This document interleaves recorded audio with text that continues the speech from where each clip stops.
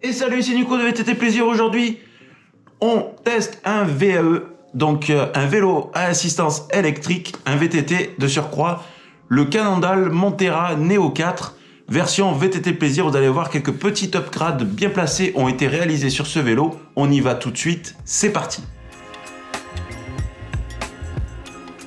Bienvenue donc pour ce test et essai du VAE Cannondale Montera Neo 4. Pour ce faire, vous le savez, VTT Plaisir a pris un peu de galon. Grâce au magasin Cycle Center Brignoles, je peux avoir ce vélo en essai sur du long terme. Je pense que c'est le premier d'une longue série. Donc il a fallu que je m'adapte, que je teste bien ce vélo pour vous en faire un retour. C'est un retour qui est placé sur déjà 3 sorties et plus de 100 km. Dans cette vidéo aussi, je vais vous décrire tous les composants du vélo, vous décrire les composants du vélo d'origine et en parallèle vous dire les upgrades qui ont été réalisés sur ce vélo pour que je puisse le tester dans les conditions les plus adaptées à mon terrain de jeu. J'en profite pour dire merci à Cycle Center Brignoles et un grand merci donc à son patron Fabrice qui m'a prêté ce vélo pour que je puisse bien m'éclater. À la fin de cette vidéo, je vais vous dire ce que j'ai aimé sur ce vélo, ce que je n'ai pas aimé sur ce vélo, sans langue de bois, comme à mon habitude sur la chaîne.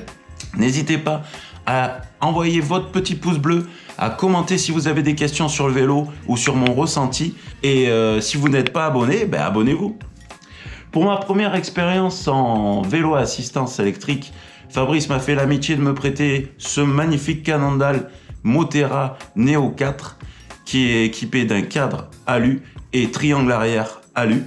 Il est équipé aussi du moteur Shimano EP8 qui peut développer jusqu'à 85 Nm de couple et qui est réputé plutôt sportif, donc très adapté à ma personne, c'est-à-dire que j'arrive du musculaire, c'est ma première expérience en assistance électrique, il va quand même falloir pédaler. Niveau suspension, le Montera Neo 4 est équipé d'origine d'une fourche RockShox 35 Silver R et d'une suspension, du moins un amortisseur arrière Deluxe Select R.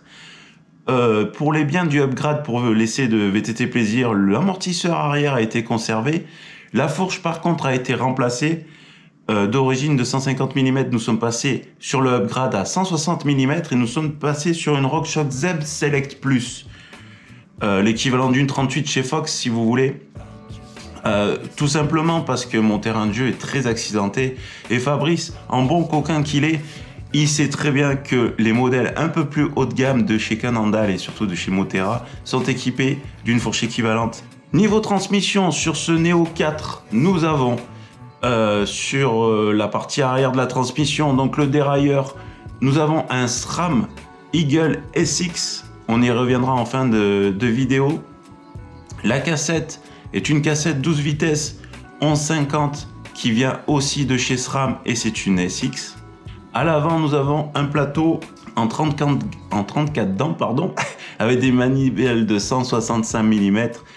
Moi qui viens un peu de la compétition musculaire, je mets un point d'honneur à connaître toujours la longueur des manivelles. Et le pédalier est un FSA Special e-bike. La commande de dérailleur est une commande NX. C'est bien souvent associé avec le dérailleur SX chez nos amis les fabricants. Au niveau du freinage, nous avons un disque avant et disque arrière en 200 mm. On y reviendra en fin de vidéo. Avec des étriers 4 pistons de chez TRP. Pareil, on y reviendra en fin de vidéo. C'est les Slat G4 si vous voulez une petite précision sur les freins. Avec les commandes aussi qui viennent de chez TRP, avec les leviers longs. On en parlera en fin de vidéo aussi. Levier long qui équipe ces commandes de TRP. Pour les roues, Cannondale a fait du simple et de l'efficace puisqu'il a choisi entre autres les cercles de champ WTB qui sont compatibles tubeless ready avec des moyeux Shimano qui ne sont plus à qualifier puisque c'est des moyeux très fiables et bien sûr de Centerlock pour les disques. Au niveau des pneus, d'origine, ce vélo est équipé de, bien sûr, je ne vous l'ai pas dit, mais ce sont des roues en 29 pouces, donc équipés de pneus Maxxis 29 pouces Recon d'origine, Encore une fois, Fabrice a upgradé le vélo pour passer sur des 29 pouces en section 2.6, des eddy current un eddy current à l'avant et un eddy current à l'arrière. Une montre que je ne connaissais pas et que j'ai appris à apprécier avec ce vélo. Pour le poste de pilotage, ça a été une bonne surprise pour moi. Sans trop m'étendre sur le sujet, en fin de vidéo, je vais vous donner mon avis. On a un cintre de chez Cannondale en aluminium, un 780, qui fait très bien le job. Il a fallu que je le modifie un peu par rapport au réglage d'origine, mais ça, c'est du perso. La potence qui vient aussi de chez Cannondale en alu, très courte, qui vous ouvre un poste de pilotage aux petits oignons pour passer dans le mesh single. Et là, vraiment, je me suis régalé. Je vous invite à aller voir la vidéo de mon premier test en conditions réelles et ma réaction à chaud. Ça a été vraiment un grand plaisir, ce poste de pilotage. Nous avons aussi des grippes, des fabriques Fungi. On en parlera aussi en fin de vidéo. Et la commande de tige de selle qui est assez massive, mais qui est très fiable et très rassurante, que j'aime beaucoup aussi. Et niveau poids, sur un vélo assistance électrique, on m'a suggéré à juste titre que bon, on se foutait un petit peu. Donc si c'est un peu plus massif et surtout plus fiable, eh ben, tant mieux. Et là, j'ai vraiment bien aimé la commande de tige de selle. Et pour parler de cette dernière, la tige de selle, c'est une tige de selle, c'est une Trans X Dropper. Le diamètre du tube est de 31,6. Et ce que j'ai trouvé sympathique chez Cannondale, c'est qu'ils ont adapté les débattements de tige de selle par rapport aux tailles des cadres. Preuve que Cannondale met quand même l'accent sur la bonne géométrie de ces cadres et surtout la bonne géométrie de ces cadres par rapport aux tailles qu'ils vendent. Ça, j'ai trouvé ça plutôt sympa. Donc en S, vous aurez une 100 mm. En M, vous aurez une 120 mm. Et en L, XL, ce qui est mon cas, vous aurez une 130 mm. Allez, avant de vous donner les plus et les moins du vélo, je vais vous donner mon ressenti. Alors, il faut savoir que c'est le premier vélo à assistance électrique que je teste vraiment. Je renouvelle mes remerciements à Cycle Center de Brignoles de m'avoir offert l'opportunité de tester ce type de vélo. J'ai été bluffé, moi. Et surtout dans la partie où je pensais où j'allais être handicapé. C'est-à-dire j'étais énormément bluffé dans la partie descente. Je me suis aperçu, et même après contrôle de mes temps sur une application bien connue, je ne veux pas dire son nom, que je descends plus vite avec le VAE qu'avec le musculaire. Et ça, je ne l'aurais pas cru, je vous le dis franchement. J'avais des idées reçues sur le poids et sur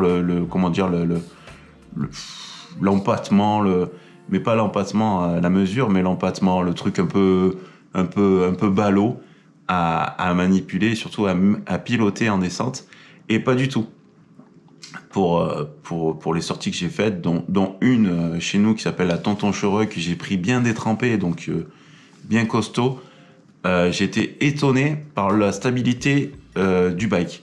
Et surtout, alors le truc qui m'a le plus plu, c'est vraiment le poste de pilotage, le côté très réactif et très joueur de ce poste de pilotage, dû, je pense, énormément à l'upgrade de la fourche, à l'angle d'ouverture de la direction et surtout à cette potence très courte que j'ai vraiment kiffé.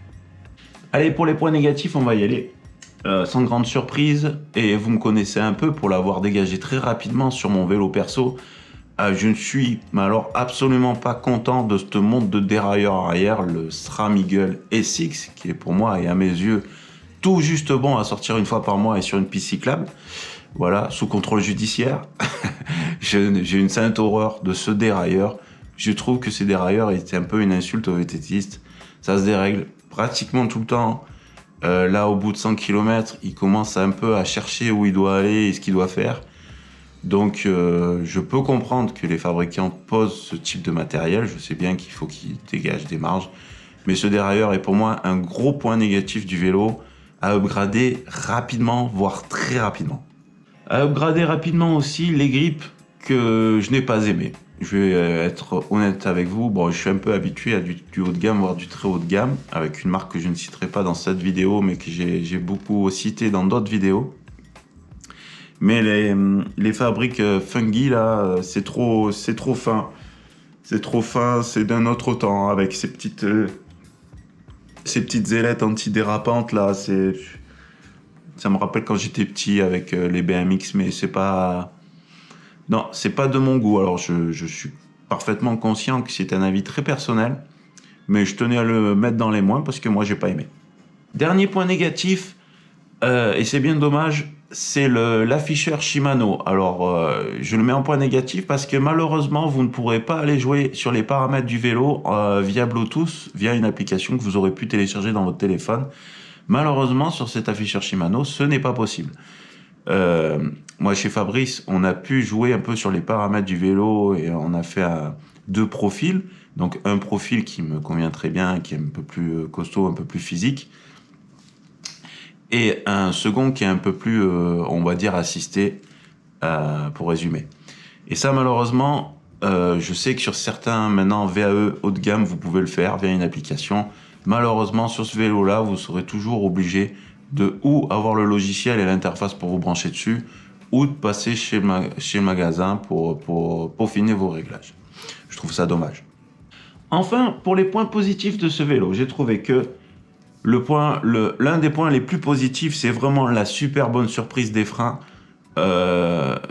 Nous fournir des freins de cette qualité sur le Neo 4, qui est à peu de choses près l'entrée de gamme des Moterra.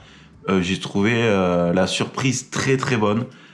Donc en plus, ce sont des 4 pistons. On a du 200 mm à l'avant et à l'arrière, donc je peux vous assurer que ça freine.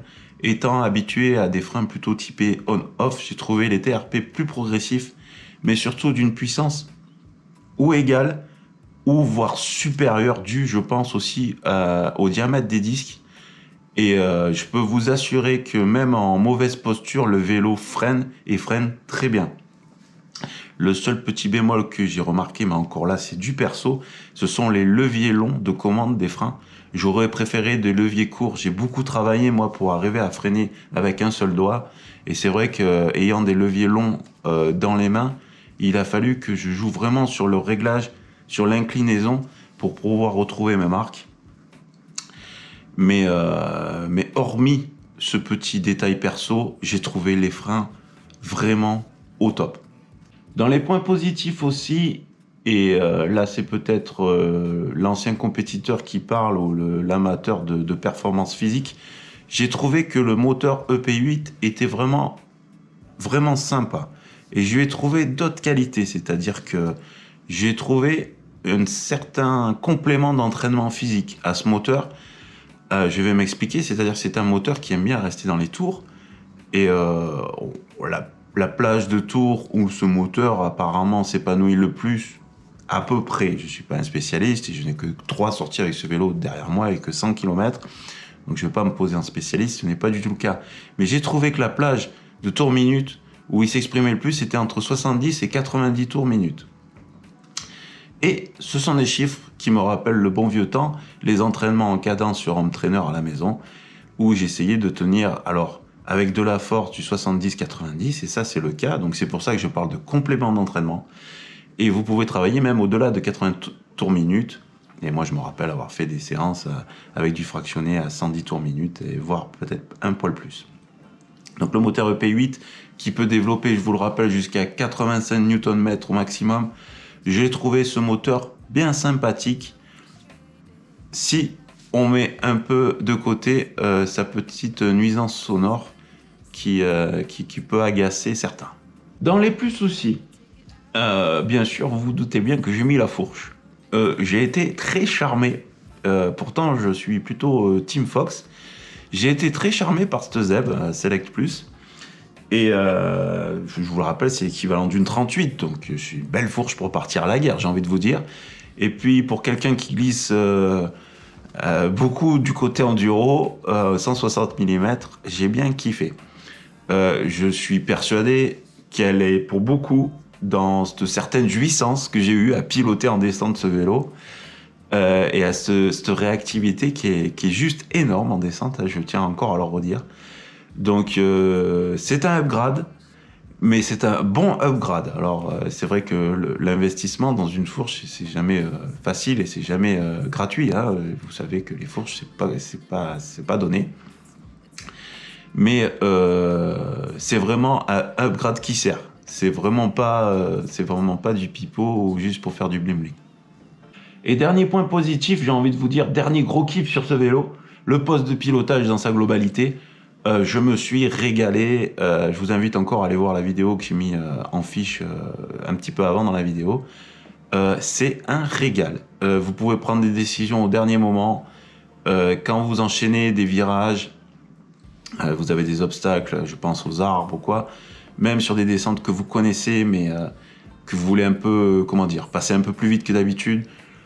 Même si vous loupez, au dernier moment, le vélo réagit, mais alors au doigt et à l'œil. Ça a été un grand bonheur, ce poste de pilotage, qui est dû, je l'ai dit auparavant, je pense, à la fourche, mais en grande partie à cette potence très courte. Ça a été un grand régal. Et comment dire, je vous le dis vraiment sincèrement, j'ai vraiment aimé le vélo en grande partie grâce au poste de pilotage. Allez, en guise de conclusion, on va parler un peu argent, malheureusement. Je sais que je vais peut-être briser des rêves, mais ce vélo au catalogue Cannondale est au prix de 5 499 €. Il se classe dans la moyenne des tarifs de vélo assistance électrique. Sachez que, je vous le répète, le vélo que je viens de vous présenter est un vélo qui est déjà upgradé, c'est-à-dire que la fourche n'est pas d'origine et les pneus ne sont pas d'origine. Je préfère vous le répéter. Sachez aussi que ce vélo-là, ce modèle-là, exact, en taille L, sera disponible au magasin de Fabrice Cycle Center Brignoles. Je pense que si des fois vous désirez l'acquérir, il est possible de le garder dans cette configuration-là. Je pense aussi qu'il sera possible de l'acheter dans la configuration d'origine. Bien sûr, le vélo, connaissant Fabrice, sera vendu d'occasion puisque c'est quelqu'un de réglo et qu'il aura peut-être beaucoup plus de 100 km, en tout cas je l'espère. Et donc il sera disponible à un prix vélo d'occasion. Et n'hésitez pas à aller au magasin. Je sais que Fabrice rentre souvent des vélos d'occasion et est un peu spécialisé dans le VAE, il faut être honnête aussi. Donc il est toujours disponible et toujours, conciliant. Si vraiment vous souhaitez acquérir un vélo sympa, il est toujours là avec le bon conseil et le bon tarif qui va bien. Pour ma part, moi j'ai vraiment apprécié ce vélo. Je pense que je vais continuer à l'apprécier. En parallèle, bien sûr, je garde mon vélo personnel et qui est musculaire en tout suspendu. Vous connaissez très bien mon vélo à force de regarder les vidéos. J'essaie d'alterner les deux. Je suis parfaitement conscient maintenant, parce que j'ai pas été toujours positif avec les vélos à assistance électrique, mais maintenant je suis parfaitement conscient que c'est un très bon complément. Et moi je le vois pour le moment, je le vois vraiment dans ce sens-là, c'est-à-dire un complément d'entraînement. C'est vraiment un complément d'entraînement sur le point technique, puisque vous pouvez remonter plus rapidement au départ d'une spéciale avec un vélo assistance électrique par rapport à un vélo musculaire, c'est un fait. Et d'un côté musculaire, pour ce que je vous disais tout à l'heure, avec ce moteur la Shimano EP8 avec un peu des réglages perso, vous arrivez vraiment à vous entraîner.